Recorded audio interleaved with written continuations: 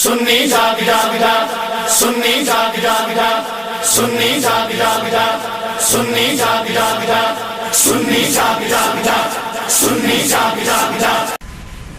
तो पहली बात उसूली समझ लें कि अहदीस की टर्म में तीन चीजें एक ही चीज के नाम है। क़ियामुल लैल, तहज्जुद और वित्र, और तरावी भी जो बाद में इस्तिलाह आई वो भी इसी को कहते हैं। ये कोई मुख्तलिफ नमाजें नहीं है। नहमदहु व नुसल्ली अला रसूलिहिल करीम। अस्सलामु अलैकुम व रहमतुल्लाहि व बरकातहू। अभी हमारे पास इंजीनियर मोहम्मद अली मीरा साहब की कुछ क्लिप मौजूद हैं, जिसको हमने आपको सुनाई कि उनका ये मौक़िफ़ है कि तीनों नमाज़ें, यहाँ तक कि वो चारों नमाज़ें जो वितर की, तरावी की, तहज्जुद की और क़यामुल लैल, इन सबको सेम समझते हैं और कहते हैं कि ये चारों नमाज़ें एक ही हैं। एक तरीके से उनका कहने का मतलब है कि वितर हो, तरावी हो या तहज्जुद हो, ये तीनों सेम हैं। ये हमने आपको क्लिप भी सुना दी है। अब इसके मद्देनज़र हम 11 इल्मी पॉइंट के ज़रिए ये समझेंगे कि इनका ये मौक़िफ़ गलत है या सही है।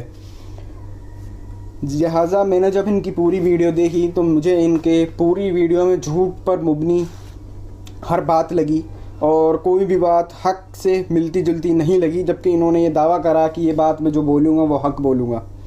लिहाजा लेकिन इन्होंने जो बात बोली सब झूठ पर मुबनी बोली।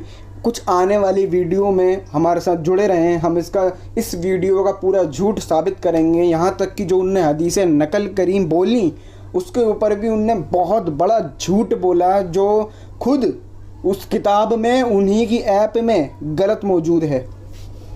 लिहाजा हमसे जुड़े रहें और आगे की वीडियो में देखें कि जो उसके दलाइल हैं उनके परखच्चे कैसे उड़ते हैं।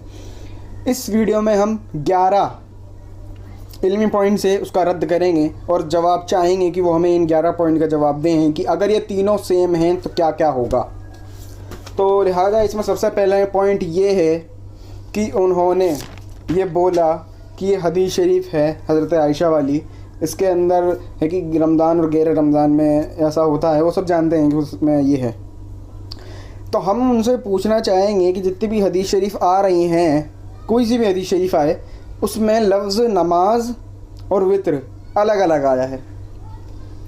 अगर वो नमाज और वित्र अलग अलग आया है तो नमाज से लिहाजा जाहिर सी बात है कि या तो फिर वो वित्र ही होगा इनके मुताबिक, या फिर वो तरावी होगा, या वो तहज्जुद होगा। कोई ना कोई सा वर्ड उसमें लगेगा।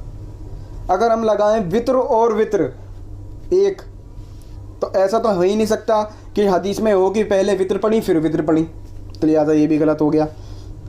सही है। अब ये हो कि तरावी और वित्र पढ़ी, तो जाहिर सी बात है इससे साबित हो गया कि तरावी और वित्र अलग हैं। अब हो कि तहज्जुद और वित्र पढ़ी, तो यहाँ से भी साबित हो गया तहज्जुद और वित्र अलग है।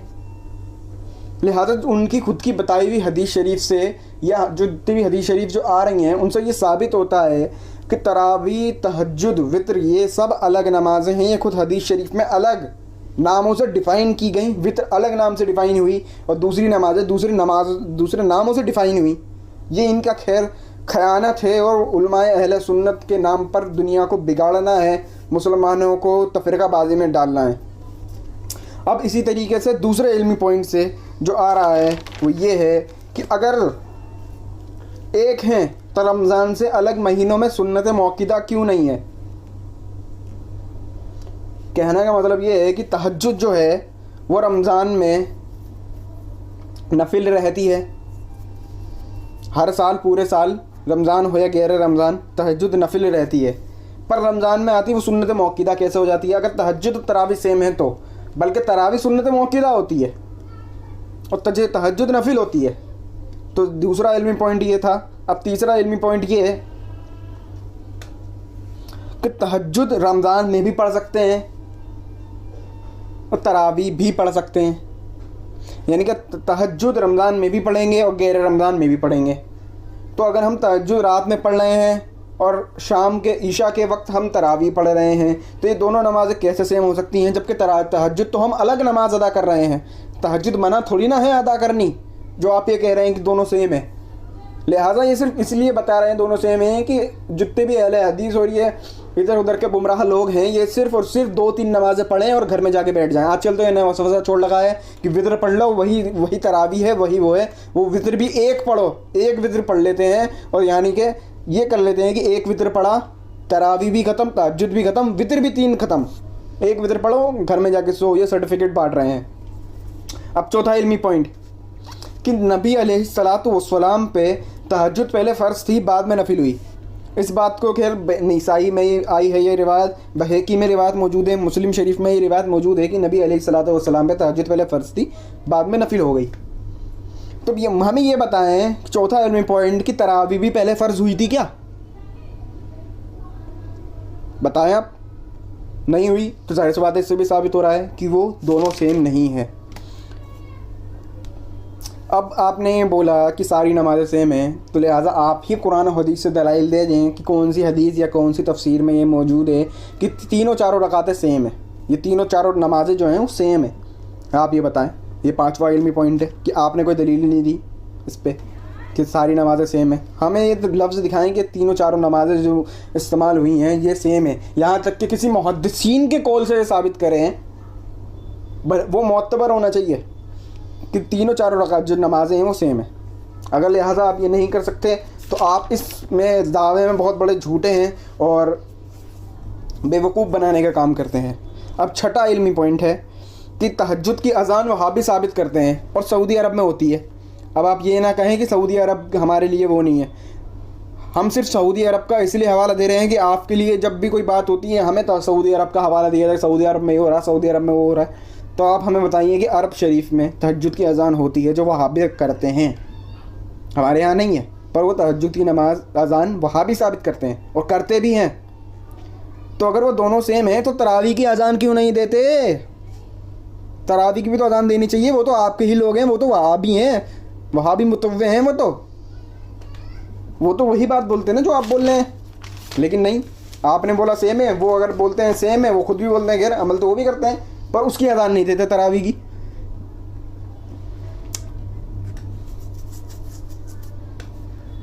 अब ये देखें कि आपने बोला कि इमाम बुखारी इसे 2 बाब में लेके आए हैं, तो इससे भी एक ख़ास क्लियर साबित होता है कि 7वां इल्मी पॉइंट जो मैं बता रहा हूँ कि इमाम बुखारी ने तरावीह और तहज्जुद का बाब अलग अलग बनाया है, जिससे ये भी साबित हो रहा है कि ये दोनों नमाज़ें अलग हैं।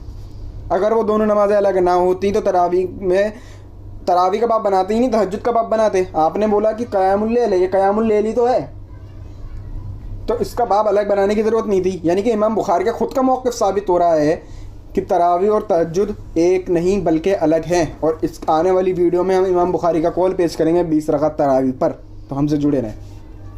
अब इसी तरीके से 8वां इल्मी पॉइंट कि तहज्जुद नबी पर जो फ़र्ज़ हुई नबी अलैहिस्सलातु वस्सलाम पर, वो मक्का में फ़र्ज़ हुई और तरावी जो पढ़ी गई वो मदीना में पढ़ी गई।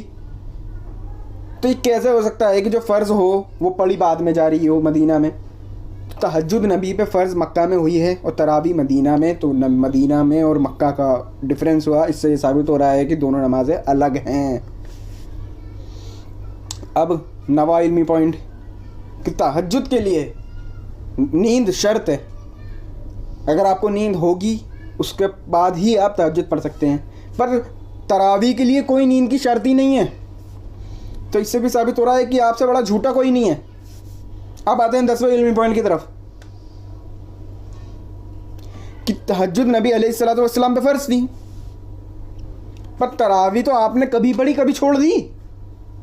ये कौन सा फ़र्ज़ था जो नबी अलैहिस्सलाम ने छोड़ दिया? माज़अल्लाह। ये आपका अकीदा अगर ये सेम का होगा तो इस हदीस शरीफ के हिसाब से ये तो अलग जो आ रहा है, इस हिसाब से तो आप नबी अलैहिस्सलातु वस्सलाम पे तहमत बांध देंगे कि उन्होंने फ़र्ज़ छोड़ दी, माज़अल्लाह रब्बिल आलमीन। लिहाजा आपका अकीदा गलत है कि तीनों नमाज़ें हैं वो सेम हैं। अब मैं आपको क्लियर सी बात बताऊं, जो 11वां इल्मी पॉइंट आ रहा है और ये बड़ा दमदार और क्रिटिकल इशू को ख़त्म कर देने वाला मौजू है, वो ये है कि तहज्जुद के मायने होते हैं मशक्क़त और तरावीह के मायने होते हैं आराम। तो जाहिर सी बात है जब ये दोनों के नाम ही अलग हैं तो दोनों सेम कैसे हो सकते हैं? अब आपने अपनी क्लिप में बोला जो है कि इंजीनियर साहब ने बोला कि तरावीह वर्ड मुहद्दिसीन ने यूज़ करा है, तो इससे ये बात तो साबित हो गई कि मुहद्दिसीन तरावीह यानी कि आराम को कहते थे, यानी कि मुहद्दिसीन ने यूज़ करा है, तो इससे साबित हो गया कि वो नमाज में आराम के कायल थे। सही है, क्योंकि तरावीह वर्ड मुहद्दिसीन ने यूज़ करा है, यानी कि वो आराम के कायल हैं। और तहज्जुद में मशक्क़त है, तहज्जुद का मायने क्या है? मशक्क़त। उसके अंदर क्या है कि उसके अंदर सो के उठना पड़ता है, वो बड़ी गिरा गुजरता है अगर कोई सो के उठे। तो लिहाजा इस बात से भी ये साबित होता है कि तहज्जुद जो है वो मशक्क़त के हिसाब से दूसरी नमाज है, और तरावीह जो है वो आराम के हिसाब से दूसरी नमाज है। ये मुहद्दिसीन का खुद कौल और इजमा साबित हो गया मुहद्दिसीन का, जिन्होंने तरावीह का लफ्ज़ यूज़ करा कि वो आराम के कायल हैं और वो नमाज तरावीह और तहज्जुद को अलग समझते हैं। अब ऐसे ही 12वां इल्मी पॉइंट, ये मैंने बताया नहीं था, पर 12 इल्मी पॉइंट मिलादुन्नबी की निस्बत से ये आपके सामने हाजिर है। और इसको सुनने के बाद आपके, मुझे नहीं लगता कि कुछ एतराज़ होंगे। क्यों? क्योंकि अब ये सुन लीजिए कि तरावीह जब यह वर्ड यूज़ होता है उसके लिए कम से कम 12 रकातें ज़रूरी हैं। क्यों?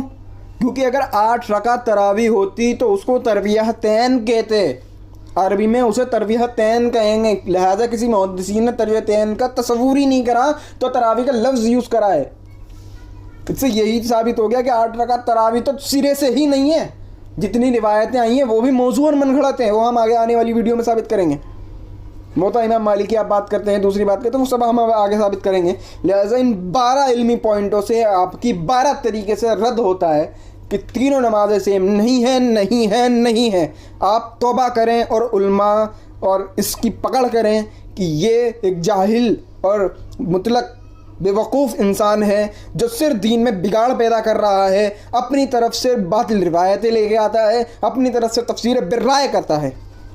लिहाजा ऐसी कोई वीडियो ना देखे, ये जाहिल मुतलक है।